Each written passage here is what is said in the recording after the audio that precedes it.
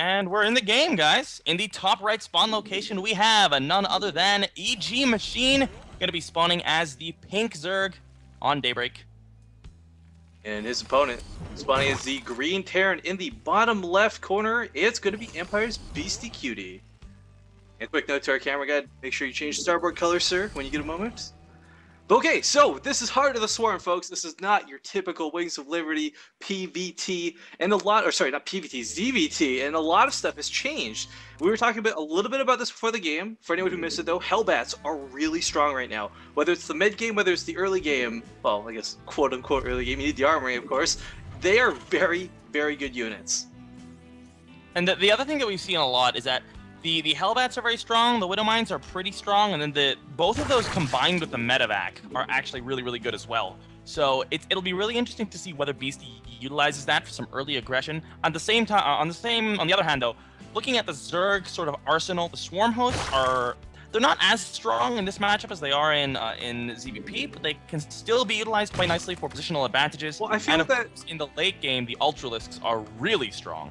The Ultras are kind of, with the change to their weapon damage, is kind of like the end-all anti-ground unit. But commenting on the Swarm host, I really feel I've seen a lot of these sort of ZVT games go into the late game. Actually, more recently, one of the most famous ones I've been referencing was TT Pig versus, I believe, it was Shy Moon on Nuclear City. And one of the greatest things we saw him use was, like, the Swarm hosts were not a core part of his army, but they were more like a supplementary, a support type infestor unit, where they were just throwing out the additional units. They weren't anything that he was over dedicating to, and it was a lot of free units and a lot of free damage. And we don't see a lot of people utilizing those. Yeah, a lot of people have been trying to sort of go either just like not very many Swarm hosts at all, or just tons and tons of Swarm hosts, but I do feel like they can sort of find a role as a support unit if people start realizing like what the sort of ratio that they need for that to work is. I think it's really about learning the actual unit as well, which is going to take a while. Well, the funny thing too is a lot of these sort of Heart of the Swarm matchups, at least that we've seen firsthand, they employ a lot of, I guess you could call them old school, but they're not really old school yet, Wings of Liberty tactics, where you'll see the Zerg players stick to the typical Roach infestor push if need be, sometimes now adding Hydralisks in with the buffs, but like you don't see a lot of the new units being really used en masse. And I feel like for a lot of the races, with the exception of maybe the Tempest for Protoss, there's no real reason to mass any of the new units. Yeah, I mean, even though like some of them are really strong, like you'll see some people go for like heavy Hellbat compositions. They all still have weaknesses, of course, which is something that people need to start figuring out how to abuse to sort of counter these new units. I can't wait to see those Reapers in the late game either. Yes, those late game Reapers with that pesky 4 damage, Rifkin. Yeah, they're I don't know what they're thinking with that. I have not seen anyone actually utilize like the Reapers. change. I like the change quite a bit. I think they're sort of making them more sort of scouting oriented, sort of making them a lot more scouting. They were definitely a little too strong with the huge heal, the uphill vision, and all the other good stuff that came with it. But at this point, like, yeah, I mean, aside from one for scouting, I've never seen a player really do anything with Reapers. I think it's also another thing that people are going to have to figure out, because you can get them out earlier, which obviously helps the scouting, and I think that's the direction that Blizzard wanted to go for. Looking at this actual game, though, we actually have a factory on the way. It's about halfway done. We did see CC first out of Beastie. He's going to be landing that orbital at his natural just about now. And we are going to be seeing Machine going for that 5-minute double gas, as well as going up to 4 queens. This is it's pretty standard to go 4 queens at this point, just because you need the additional queens to be able to sort of hold against any potential early pressure with Hellions, or Hellion Widowmine pushes are something that were utilized about a month ago. Those started to become really popular, so people started going back to the multiple queen openings just to be able to deal with those. Well, let's not forget that creep spread.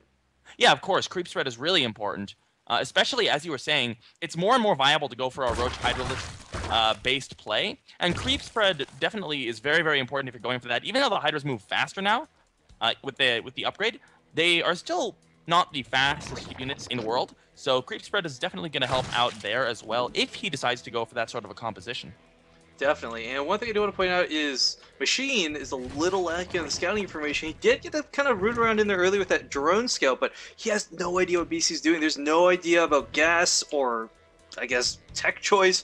With double factories on the way, he's got to be careful, because let's not forget, there's a lot of cool stuff that happen with the Hellions/Hellbats, but now Siege Tanks also don't require Siege mode. So they're just a little bit extra deadly, a little bit early on.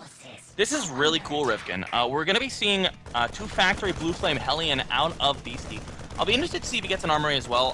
The Hellbats do not benefit from the Blue Flame upgrade in the same way that normal Hellions do, but it would still be really, really cool to have that option once the Blue Flame Hellions are done sort of dealing their initial damage to be able to just switch those up into the Hellbats.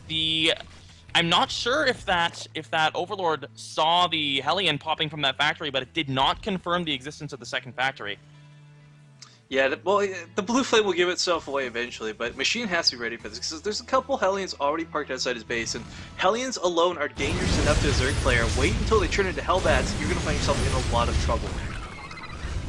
Very, very true, and we have a medevac on the map as well, so he could drop straight in the main, just completely circumventing this little wall, and the Queen's at the low ground. The Roach Warren is on the way, but it's not quite done, and it's going to be quite a while until the Roach Warren's actually complete. Yeah, and there are the boosters.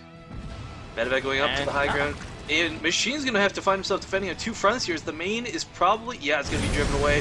All these drones. That's the downside. That's the downside of running away. You do kind of line up and get easy pickings. He did pick up a Hellion, though, and he really didn't lose too many drones for that. So, really not that bad of a trade. I think the big thing here, though, is that Beastie just showed his Hellions with Red Flame. So, if Machine hasn't sort of clicked that there's Blue Flame here, which I don't think it has since he's not producing any Roaches yet, this could do quite a bit of damage. 4 Roaches are on the way, but this is a lot of Hellions. They do reveal the Blue Flame now, as they are going for the creep. Good choice to clean up the creep, though. You always want to keep a Zerg contained for as long as humanly possible. That creep will eventually spread out on the map. You just want to delay how long it takes to do that. Now, there are no workers here at the third base. I don't know if he had just prematurely evacuated them or not built any yet, but these Hellions are going to find themselves only being able to pick off a Queen, so it's not the best thing when you expect to get a lot of drones, I guess. I'm very interested to see just how much damage these can do when they transform into Hellbats. The armory is done, there's a good number of these, and they are going to be transforming into Hellbats soon. We saw 3 of them already transform up at the Watchtower. And Hellbats do a lot of DPS here. He is going to lose a couple of the Hellions to these Roaches, though. No, the Hellbats are going to go in that medevac to the main, and don't forget, guys, Hellbats in Hellbat form are biological units, so the medevac can heal them. Here we go, Rifkin. Machine is not going to be pleased to see that his main mineral line is about to become eviscerated. He is trying to evacuate it, but he lost quite a few workers there. About 6 went down just now. That wasn't as bad as I initially had feared it would be. I'm surprised to not see BC going for a two-pronged attack here with these Hellions that he still has sitting around, but BC is doing a good job to keep on the aggression. Looking back at his base, he is going to be going into full-on mech. He's at the 5 factories. He doesn't have a 3rd CC yet, but he's looking to do what looks like probably a very, very strong 2-base push here. I would not be surprised to see him throw down a 3rd base soon, but he's looking in a pretty good position here to go for a 2-base push, just because he's been able to do quite a bit of damage to Machine's economy. I do want to point out that medevac got away with 4 health remaining. Like, it has 3 Hellions in it that are waiting to die. A Queen's going to look at that medevac, sneeze, and is going to die. Yeah, he's going to have to be pretty careful with this. He might be able to unload the Hellions in the main, maybe do a little bit of damage, but I think those units are essentially forfeit. Yeah. Now here's the problem with this. Like, Terran right now in Wings of Liberty, mech is already a pretty gosh darn good build. You couple it now with Heart of the Swarm, you've got just these beastie throwaway units that are the Hellbats. That these Thors are going to live for that much longer. We do see Beastie pumping a couple out. There's already siege tanks on the field. I mean, while Roaches used to be kind of the easy answer to this, Roaches take a lot of damage from the Hellbats now. And they clump pretty hardcore. Yeah, the thing to remember about the Hellbats is that while they don't attack, while their attack sort of radius is not the same distance as the Hellion, they do significantly high damage, and they do 18 damage, and they also attack in an arc. It's not a very wide arc, it's I believe 45 degrees, but it is still technically AoE damage, so they could hit 2, maybe 3 Roaches if they clump up quite a bit. This is about as mech gets. Beastie has Widowmines, tanks, Thors, Hellbats, regular Hellions even, in this army composition. Even a Raven. Machine is not going to be happy to find this. And he's actually supply blocked right now too, and that's going to hurt him pretty badly as this huge push is coming his way.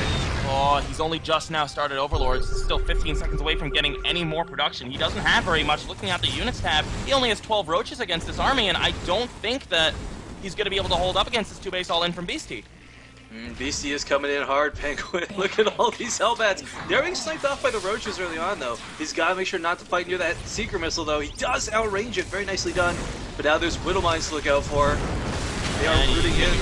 Again, and he's doing his best to sort of keep his Roaches alive here, but there's just so much damage output, and not only do medevacs heal those, Hellbats, but the SCVs can also repair them, which is happening so far. This Thor is doing quite a bit of damage in the back. He hasn't sieged up any more than one tank at this point.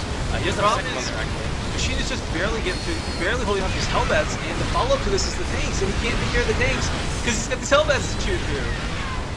Yeah, this is looking very, very grim for our Eagle Genius player, and once you get a siege up in this sort of a position, it's going to be very difficult to deal with, even in Wings. Pops is no different in that regard, and there's 4 Widow Mines here. EG is called from Machine, and Beasty takes game number 1.